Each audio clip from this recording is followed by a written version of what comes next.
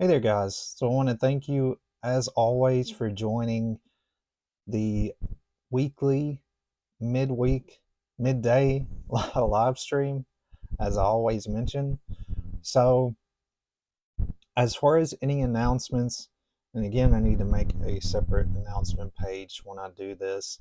Next time, I'll likely do that. But I do want to mention one quick announcement before I get started with talking about today's topic, and that is about the 50% off.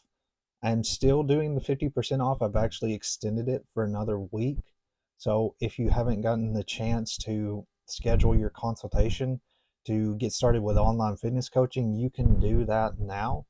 Again, the way that works is as long as you get it scheduled within this week, even if your consultation is scheduled, further down the road, you can still get that 50% off with your online fitness program. Now, in order to learn more about pricing, of course, you do need to talk to me a little bit more, and I will explain a little bit about how pricing works as far as for the coaching program. But I am offering 50% off all commitment levels, all of my programs. Again, for the next week, it'll end on Tuesday. So you can still take advantage of that. So I'm going to, of course, extending it throughout the week. So definitely reach out. Again, you can send me a message here on Messenger. You could comment here on this stream if you're interested in learning more. But I will still be doing that 50% off all of my online fitness coaching programs. So, with all that being said, guys, let's go ahead and start with talking about today's topic. And that topic is going to be about the 5 kinetic chain checkpoints. Now, I know I'd mentioned this a little bit before, a little bit last week, that I said I wanted to discuss this because it's been a long time since I've actually went over this specific topic, and I feel like it's going to be important, and it's going to help a lot of you guys sort of understand a little bit more in the detail, paying attention to your form when you're performing workouts and exercises, and just knowing what you should do if you're performing a specific exercise and how your body should be properly aligned when you're performing those exercises. So this is the overview of what I'm going to be talking about today. Of course, we're going to do an introduction. We're going to talk about what exactly are the 5 kinetic chain checkpoints, how do you monitor these checkpoints. We're going to go over each of these checkpoints, which is the foot and ankle complex, the knee, the lumbar pelvic hip complex, shoulders, as well as your head and neck. So this is all of what we're going to discuss today in this stream. And again, as I always mention, I'm going to try to condense it and make this stuff easily digestible to where you understand it, because there is a lot of different things that I'm going to be talking about, and I don't want to go too far into the weeds to where you don't understand what's going on. But we're going to sort of go through this, try to simplify in a way to where you can understand. And this is stuff that you can start implementing as soon as today, because this is extremely important to your workout routine, because it involves being aware of your form, being aware of your posture in each workout. So why are the 5 kinetic chain checkpoints important to be aware of? So being aware of these checkpoints is important for several reasons, especially in the context of physical activity, exercise, and movement. Proper alignment and biomechanics are crucial for preventing injuries during physical activity. Awareness of the kinetic chain checkpoints helps individuals maintain correct form. The kinetic chain checkpoints guide individuals to engage the right muscles during exercises. When the body is properly aligned, the targeted muscles are recruited more efficiently, or more effectively, I should say. So, this is pretty much just an overview on sort of what we're talking about. I know that the term 5 kinetic chain checkpoint seems like a huge term and seems like it's just a lot, just a huge term and a lot to go over, but basically, this is narrowing down form, narrowing down how to properly align your body when you're doing specific workouts. And that's what that means. That's what 5 kinetic chain checkpoints means. So let's go ahead and go into talking about what exactly these 5 are. So the 5 kinetic chain checkpoints, again, we're going back over this, often referred to in a context of biomechanics and movement analysis, are specific body positions that are assessed during various exercises and movements to ensure proper alignment and biomechanics. These checkpoints help trainers, coaches, and therapists evaluate and correct movement patterns to enhance performance, prevent injuries, and promote optimal muscle engagement. And this is not only specifically for trainers and coaches or anybody else. This is also helpful for you because you can monitor these checkpoints when you're performing workouts, especially if you are working out in a gym that has mirrors. You can easily identify these, and these are something that I always monitor when I work out pretty much every single day because they're important. These are very important for preventing injuries. They're important for properly engaging muscles, and so much more benefits are related to these checkpoints. So let's go ahead and discuss a little bit about how you specifically monitor these checkpoints. So monitoring the 5 kinetic chain checkpoints involves being mindful of your body's alignment and making adjustments as needed during various movements.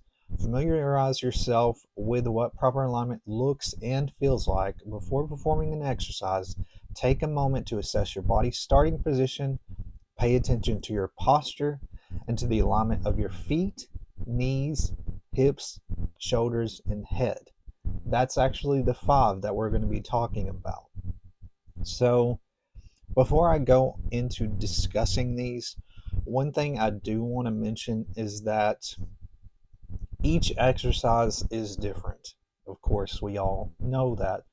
But some exercises, their specific alignment is going to be different. So, for example, if you're talking about like a squat, your alignment is going to be completely different than if you're talking about, say, maybe a deadlift, or you're talking about maybe a bicep curl. Each of these exercises have sort of different, ways that you can monitor, each specific part of your body to make sure it's properly aligned. So, like for example, going back to sort of that squat position, with a squat, you're going to be standing up, so you're going to be monitoring pretty much all these checkpoints, and you want to make sure that they're properly aligned. Now, going to an example such as a bicep curl, if you're in a seated bicep curl position, some things may not be as much, may not be basically a huge factor to monitor. So if you're sitting, you're going to have a little bit more support in your body. So you're not going to have to monitor them too much. However, you do need to be aware, of course, of your upper body, how your posture is in your upper body versus worrying about your lower body, if that makes sense. So each exercise is sort of going to be different in how you monitor these checkpoints. And that's something that I sort of want to go over in advance because I know that some questions would come up is that, how do you monitor these specific parts of your body if, say, you're sitting, you're standing, or if you're, performing something that's may require a little bit more motion, so it changes depending on what particular part of your body you're targeting, as well as, of course, if you're sitting or you're standing. So the first thing we're going to talk about is the foot and ankle complex. Again, you don't have to really say that, okay, I need to start with monitoring this. As long as you're sort of going through the list and you're monitoring each one, you don't have to start with a specific part of your body to look at first. You just need to sort of look at each 5 and sort of assess them and say, okay, I'm ready to start my exercise. So the foot and ankle complex, this is basically, of course, your feet. That's, I would say this is one of the most important ones. This is one that I look at all the time, especially when it comes to squats, deadlifts, anything that involves lower body. This is something that you really want to monitor really closely in order to prevent injuries. So you want to ensure that your feet are in a stable position, pointing straight ahead or slightly turned out, not turned out too much. Your weight should be distributed evenly across the entire foot, and the arches should be supported. So Again, your feet, need to be pretty much flat on the floor. You need to have them straight ahead or slightly turned out. You don't want to turn them out too much. Again, if you decide to turn out too much, that's when you're going to lead into an injury. So again, this is just a general guideline of any exercise that you're performing. Make sure that you ensure that your feet are in a stable position. Your feet are planted basically. They're pointing straight ahead or slightly turned out. Weight should be distributed evenly across your entire foot, and the arches should be supported. So that's pretty much the foot and ankle complex, pretty much self-explanatory. That's how you should pay attention to form when it comes to exercises that may involve your lower body, your foot and ankle complex. Your knees, this is the next one. So we're starting with the feet, moving on into the knees. We're monitoring the knees next.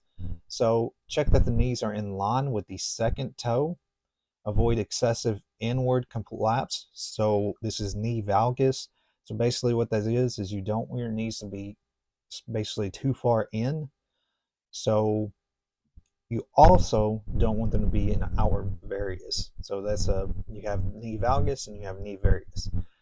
Knee valgus is where the knees are pointed more in, and the knee varius is where the knees are pointed out. So if your knees are pointed too far in or you're too far out, then you need to make sure that you properly align those knees before you start an exercise.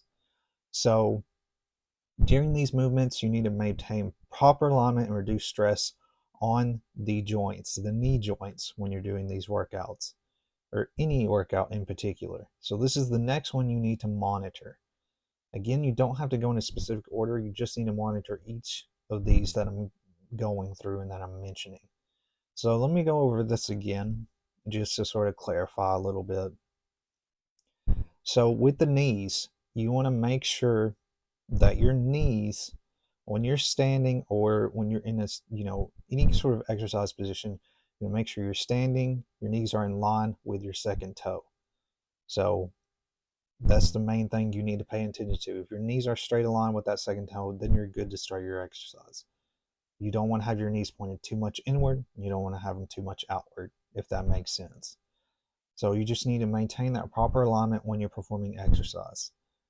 And, if you get into a position where your knees aren't properly aligned, finish that particular rep and then realign your knees. So just, it's really impossible to be perfectly aligned with your body, but you just want to pay attention to these as much as possible in order to, prevent any sort of unwanted injuries. Next one we're going to talk about is the lumbopelvic hip complex. So again, we're sort of starting from the bottom, moving our way up the body. So the lumbopelvic hip complex is basically sort of your waist area, your hips. That's the next sort of checkpoint you want to watch for. So what you would do in this particular checkpoint and what you want to look for is you want to assess the position of the pelvis and the lower back. You want to maintain a neutral spine to prevent excessive arching, that's anterior pelvic tilt, or rounding posterior pelvic tilt. So promoting stability and reducing the risk of lower back injuries. So basically what this means when we're talking about anterior pelvic tilt and posterior pelvic tilt, you don't want your hips to be pushing too far forward or too far back, if that makes sense. You want your spine to be neutral. You want to be in just a straight forward position, a straight up position. You don't want to be leaning too far forward, and you don't want to be leaning too far back. That's where you're going to get injuries in likely your hips, your lower back section. So you want to make sure that you're paying attention to your posture in that specific area. So let me go over this again. So assessing the position of the pelvis and the lower back, you want to maintain a neutral spine. So that's the main thing you need to pay attention to. You want to maintain your spine to be neutral. You just don't want to lean too far forward or too far back. So that's all you really need to focus on, is that neutral spine. That's going to help to promote that stability, and it's going to reduce that risk of getting a lower injury in your lower back or your hip area. Next one is your shoulders. Check the position of your shoulders and upper back. Ensure that your shoulders are level and not shrugged. Proper alignment in the shoulder complex promotes stability, helps prevent shoulder injuries. So again, it's pretty much very similar to the other ones we've discussed. You want to have proper alignment in your shoulders. So you want to make sure that your shoulders are not sort of shrugging in any way, shape, or form. You want to make sure that, your posture is up and everything is upright. So that's basically all I can say about this one. Just check the positions of your shoulder and your upper back. Make sure it's level. That's what you need to focus on. Next one is your head and neck. So again, we start from the feet, knees, hips, shoulders. Now, this is the last one, the head and neck. So you want to make sure your head is in the neutral position, which is like what we just discussed before. Your head is just in an upright, straight position, aligned with the spine. Avoid excessive forward head posture or looking upward when you're performing workouts. This can affect the alignment of the entire spine. Basically, what you want to do is just make sure that your head is in proper alignment with every other part of your body when you're performing a workout, when you're getting started to perform a workout, I should say. One thing I do want to mention before I sort of end this today is I do want to mention that I know a lot of us can have issues in certain parts of our bodies where we may not be as properly aligned, or we may have sort of deviations that maybe sort of you have a specific health condition that doesn't really allow you to sort of be exactly in the proper position.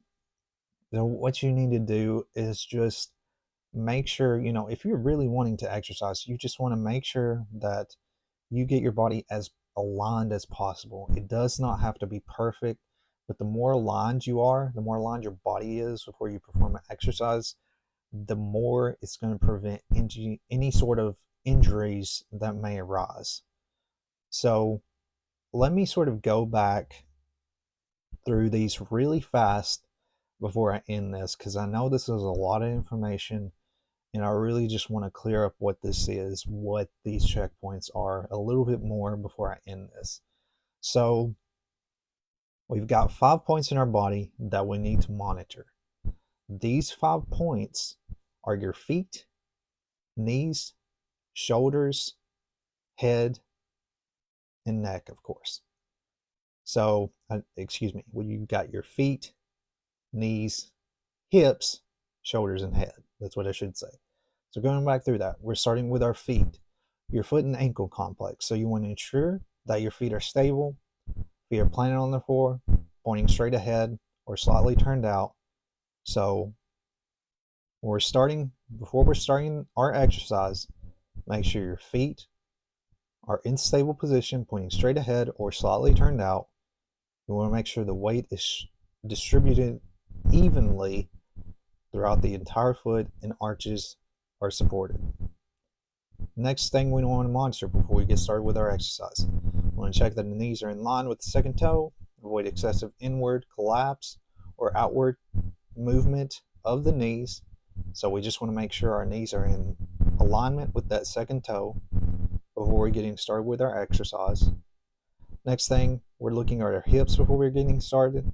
We're assessing that the position of the pelvis and the lower back are in a neutral position to prevent any arching. So we just want to make sure that our hips are not arching any certain way.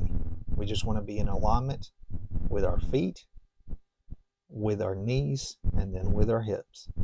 The next thing before we get started with the exercise, we have our shoulders. So we just want to make sure that our shoulders and upper back are level and not shrugged. So before we get started with that exercise, we're monitoring our shoulders, making sure that our shoulders are aligned and are not shrugging. Next one, and the last one, we just want to make sure our head and our neck are in a neutral position, aligned with our spine. So that's pretty much what all of that means.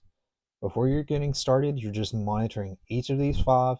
If each of these 5 look good, then you can start your exercise, is basically what that means.